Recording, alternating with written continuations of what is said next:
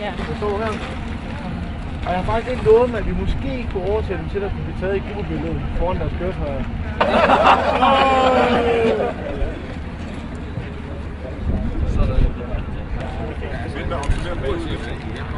Hvis jeg har været på besøg, så skal der selvfølgelig noget souvenir med hjem. Og det her, det er jo så vores våbenskjold fra anden lidt opklaringsstationen, som vi hører til på Bornholm derhjemme til daglig. Og det er derfor, at vores mærke, det er den her del, det er bataljonsmærke, opklaringsbataljonen, og eskalonsmærke, det er jo så Bornholm i baggrunden, og så med Odins 2 ravne svævende over Bornholm, fordi det de gør for ham, det er jo, at de flyver ud og finder ud af, hvad der foregår, og kommer tilbage og fortæller ham det. Og det er det, vi gør som opklaringsstationen også.